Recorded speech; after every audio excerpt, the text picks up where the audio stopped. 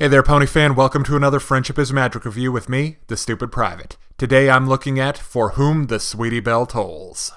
It tolls for thee.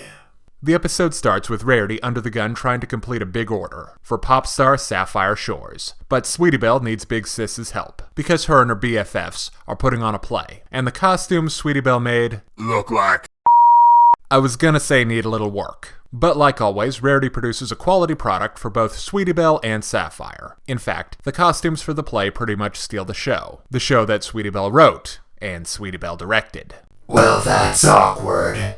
Sweetie handles the situation by throwing the hissy fit to end all hissy fits, berating her sister's work, sulking in her room, and conducting a little subterfuge by removing a key stitch from the headpiece of Sapphire's costume. But such ingratitude and duplicity will not stand. That night, Sweetie Scrooge is visited by the alicorn of shenanigans past, present, and future. Princess Luna takes Sweetie on a walking tour of all the things that Rarity's done for her, and what a little she's been. And finally, the revelation that although Rarity may appear to be a paragon of drama-free self-control, public humiliation would cause her to go crazier than a soup sandwich. The next day, having discovered that Rarity's already taken off, Sweetie and the gang hop on a train for Canterlot.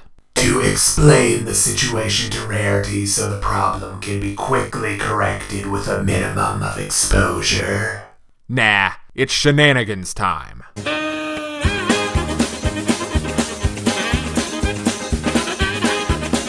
After stealing the headpiece and running off and making corrections to it, the whole situation gets resolved with a little angelic assistance. For Whom the Sweetie Belle Tolls is an interesting episode. There are good parts and bad parts, starting with Sweetie. This is supposed to be one of those lesson episodes that follows a character's growth and development, but to make that work here, Sweetie's made into a complete brat, with selfish motivations and a massive persecution complex directed at Rarity, to the point that she's almost completely unsympathetic and darn near unrecognizable as a character. You can still see the old Sweetie Belle from time to time, such as with her legitimate admiration for Rarity, but for most of the first half I was thinking that this was a nefarious plan by the dastardly Queen Chrysalis to replace Sweetie Belle with a doppelganger to sow chaos and paranoia throughout the land of Equestria. Fortunately, by the second half, she's more or less back to normal, but it was a long trip. Now let's talk about our guest star, Princess Luna. Like a mouse! Not only is poor Sweetie Belle upstaged by Rarity's design work, she's upstaged in her own episode by Luna. But honestly, who could compete with her?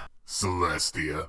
Luna's back to her Freddy Krueger shtick by entering the dreams of Equestria's ponies. And this is where the episode really shines. Luna is the perfect pony to teach a lesson about how to deal with being second banana to a superior sibling. She's very wise and understanding, but doesn't shy away from the wrongness of Sweetie's actions. The structure of For Whom the Sweetie Belle Tolls is a clone of A Christmas Carol. If you're gonna rip something off, rip off something good. Luna plays the part of the ghosts of Christmas past, present, and future well. I also really like how she shows up at the end to help Sweetie fix her misdeed. Now for the art design. At the beginning and end of the episode, things are pretty much standard, but in the dream world, things are much more visually interesting.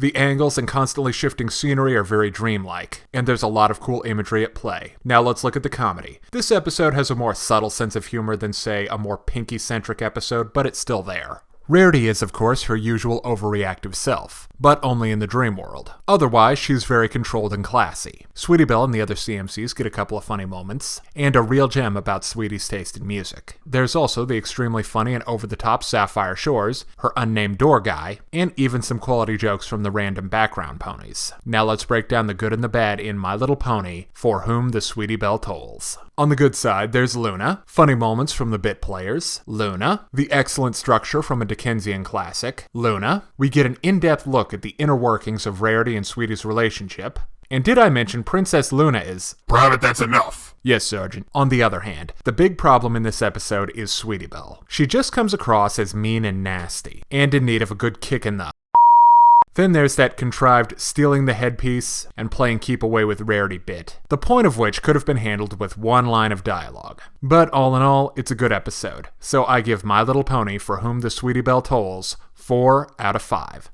Thanks for watching. I'm the Stupid Private. Hey kids, today's show is brought to you by the letter 4 and the number potato! I'm a stupid private.